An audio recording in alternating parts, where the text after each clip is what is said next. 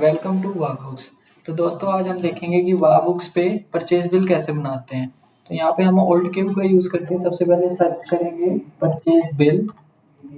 Then हम यहाँ पे परचेज बिल को सिलेक्ट करेंगे। अब यहाँ पे दोस्तों आपको सबसे ऊपर ऑप्शन दिख रहा होगा टॉप पे क्रिएट बिल का।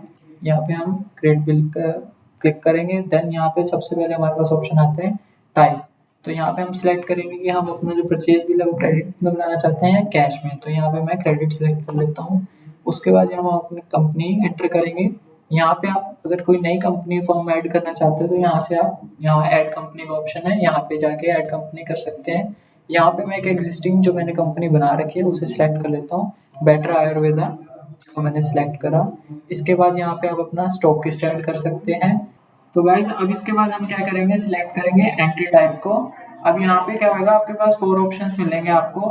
First one is manual entry, जिसमें क्या कर सकते हैं आप खुद ही मैनुअली एंट्री कर सकते हैं अपनी डेटा की। और उसके बाद हमारा सेकंड ऑप्शन आता है इंपोर्ट फ्रॉम AIOCD फॉर्मेट या CSV फॉर्मेट। अगर इन दोनों फॉर्मेट में से किसी फॉर्मेट के में आपका जो परचेज बिल है वो प्रेजेंट है और आप उसको क्या करते हैं डायरेक्टली वाह बुक्स में इंपोर्ट करना चाहते हो तो क्या कर सकते हैं, आप इस फीचर से डायरेक्टली इंपोर्ट कर सकते हो। उसके बाद हमारा आता है मेडी टू वाह बुक्स। अगर कोई यूजर मेडी सॉफ्टवेयर यूज कर रहे हैं और वो चाहता है कि मेरे जितने परचेज बिल है वो डायरेक्टली वाह बुक्स के सॉफ्टवेयर में इंपोर्ट हो जाए, तो डायरेक्टली इस ऑप्शन के थ्रू क्या कर सकते हैं, वो आप ट्रांसफर कर सकते हैं।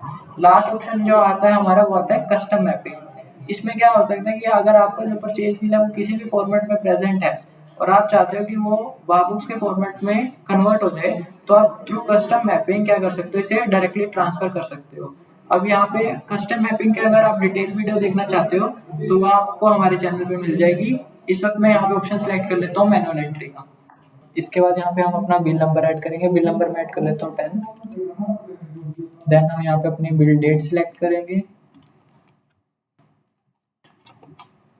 उसके बाद हम यहाँ पे सिलेक्ट करेंगे अपनी एंट्री डेट। देन हम कंपनी टाइप पे जाएंगे। यहाँ पे हमारे पास ऑप्शन आता है कि सिलेक्ट कंपनी आइटम्स कर सकते हो, सिलेक्ट मल्टीपल कंपनीज को सिलेक्ट कर सकते हो या ऑल कंपनी आइटम्स को सिलेक्ट कर लेते हो। यहाँ पे मैं सिलेक्ट कर रहा हूँ ऑल कंपनी आइटम्स को। देन यहाँ पे इसके बाद हमारे पास ऑप्शन आता है क्रेडिट डेज का, यहाँ पे अपने क्रेडिट डेज एंटर कर सकते हो। देन इसके बाद हमारे पास ऑप्शन आता है ड्यू डेट का, यहाँ पे आप अपने ड्यू डेट सिलेक्ट कर सकते हो। देन यहाँ पे आता है कैलकुलेट सेल प्राइस। अब यहाँ पे आपके पास फिर से 2 ऑप्शन आते हैं कि आप मैनुअली कैलकुलेट करना चाहते हो या ऑटो कैलकुलेट करना चाहते हो। तो मैं यहाँ पे ऑटो कैलकुलेट को सिलेक्ट कर लेता हूँ। उसके बाद आता है कैलकुलेट सेल प्राइस ऑन, या तो आप यहाँ पे आप अपना MRP पे सेल प्राइस कैलकुलेट कर सकते हो या परचेज पे। तो मैं यहाँ पे MRP पे अपना सिलेक्ट करना चाहता हूँ, तो यहाँ पे परचेज प्लस MRP। तो अब यहाँ पे मैं ऐड आइटम करूँगा सबसे पहले। तो आइटम अब यहाँ पे आप न्यू आइटम भी क्रिएट कर सकते हो या फिर मैं यहाँ पे एक एग्जिस्टिंग आइटम को सेलेक्ट कर लेता हूँ, फॉर एग्जांपल हाजमोला। देन यहाँ पे आप देख सकते हैं कि मैंने बैच ऑलरेडी बना रखा है जिसमें हमारा बैच नंबर रहेगा, purchase price, sale price, MRP, expiry date भी अगर आप ऐड करना चाहते हो तो कर सकते हो और साथ ही में करंट स्टॉक। या फिर आप यहाँ पे ऐड बैच का आपको ऑप्शन दिखेगा, आप यहाँ पे क्रिएट बैच भी कर सकते हो। इसके बाद यहाँ पे एंटर करेंगे हम। उसके बाद यहाँ पे हम अपनी क्वांटिटी ऐड करेंगे। फॉर एग्जांपल मैं यहाँ पे क्वांटिटी ऐड कर लेता हूँ 700 हमने हाजमोला के पीसेस मंगवाने हैं। तो यहाँ पे आप देखेंगे कि मेरा जो प्राइस है वो ऑटोमेटिकली कैलकुलेट आ जाएगा क्योंकि मैंने यहाँ पे ऑटो कैलकुलेट सेलेक्ट करा था। तो प्राइस, सेल प्राइस जो मैंने सेट करा था वो 110 था, उस हिसाब से मेरा जो अमाउंट होगी वो होगी 70,000। देन इस पे जो हमारा मार्जिन लगा वो रहेगा 10% और GST जो रहेगा वो रहेगा 12%। दोस्तों आपने देखा कि हमने कैसे फर्स्ट न्यू आइटम सेलेक्ट कर लिया हाजमोला।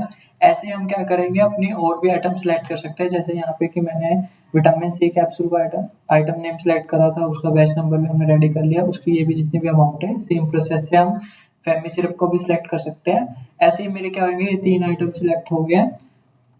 अब आप देखेंगे यहाँ पे एक पॉपअप आया है। अब इस पॉपअप में क्या है कि ये आपको क्या शो करता है कि जो भी आपके लास्ट 5 परचेज बिल है आप क्या कर सकते हो, उसकी समरी यहाँ पे डायरेक्ट जाके देख सकते हो कि आपके कौन कौन से लास्ट 5 परचेज बिल थे। तो ये पॉपअप आपको वो चीज शो करता है। अब यहाँ हम क्या करेंगे, नेक्स्ट पे जाएंगे और अब यहाँ पे आप क्या कर सकते हैं, कैश डिस्काउंट भी दे सकते हैं, सेस भी लगा सकते हैं और यहाँ पे आप TCS भी अपना एडजस्ट कर सकते हैं। अब इसके बाद हम क्या करेंगे, सबमिट करेंगे। तो गाइस अब आप देखेंगे कि यहाँ पे 2 ऑप्शन आ रहे हैं, एक आ रहा है सेव का और दूसरा आ रहा है कॉपी परचेज टू सेल का। अब हम यहाँ पे क्या करेंगे, अपने बिल को क्या करेंगे, सेव करेंगे। अब आप यहाँ पे देख सकते हो कि सबसे ऊपर ही जो हमने परचेज बिल बनाया था, बेटर आयुर्वेदा, वो आपके सामने आ चुका है।